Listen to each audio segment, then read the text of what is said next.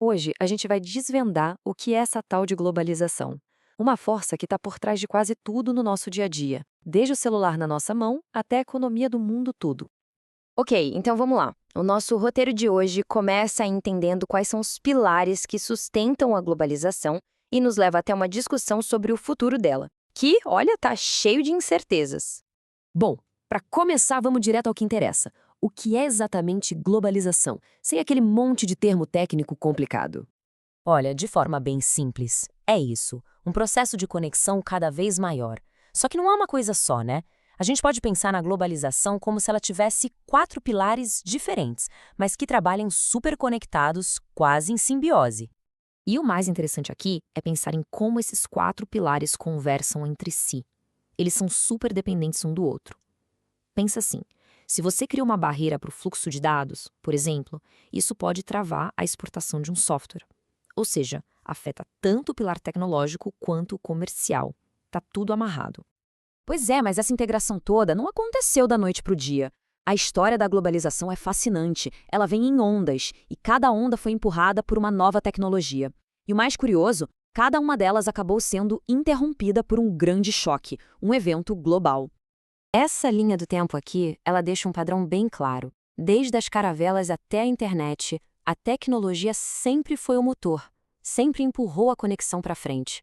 Mas aí vem as crises, guerras, colapsos financeiros, e elas funcionam como um freio. E é isso que nos traz para hoje, para essa era que alguns chamam de slowbalization, uma globalização, digamos, mais lenta. Talvez a parte mais fácil de perceber no nosso dia a dia seja a globalização produtiva. Sabe, aqueles produtos que a gente usa, eles são, na verdade, o resultado de um quebra-cabeça global gigantesco. E essa citação aqui do Robert Reich é perfeita para isso. A ideia das cadeias globais de valor é exatamente essa. Um produto não é mais feito no país X. A produção dele é toda fatiada, espalhada pelo mundo.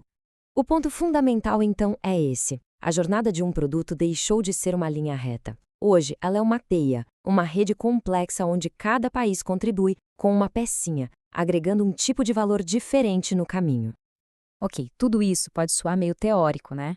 Para a gente entender o impacto real disso tudo, vamos olhar para um caso concreto. Vamos pegar o Brasil como um estudo de caso. 36%. Guarda esse número, ele mostra o quanto a economia brasileira é aberta para o comércio se a gente comparar exportações e importações com o tamanho do PIB. E o que esse número conta? Basicamente que, apesar de ser uma potência, o Brasil ainda é uma economia relativamente fechada se a gente comparar com a média mundial. E quando a gente faz um raio-x do Brasil, olhando para aqueles 4 pilares, aparece um padrão muito claro. De um lado, um potencial enorme. Do outro, vários desafios estruturais. A gente vê uma dependência grande de commodities, uma dificuldade de participar das etapas mais valiosas da produção por causa do famoso custo Brasil, né? E, claro, uma infraestrutura digital que ainda tem muito espaço para melhorar. Então, a pergunta é, como o Brasil pode navegar nesse cenário complexo? Bom, muitos especialistas apontam para uma estratégia que ataca em 3 frentes. Primeiro, abrir mais a economia, com acordos comerciais, menos tarifas.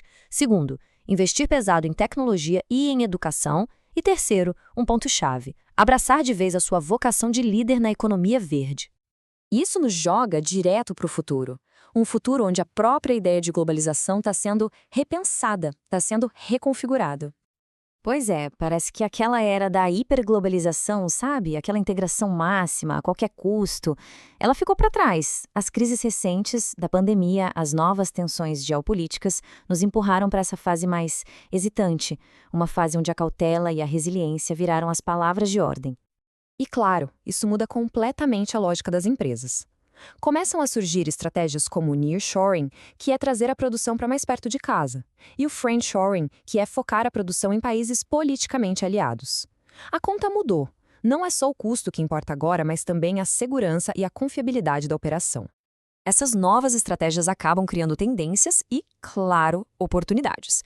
A gente está vendo uma produção se organizando em blocos regionais, uma economia global cada vez mais digital e, no meio disso tudo, a transição verde, que é uma oportunidade gigantesca.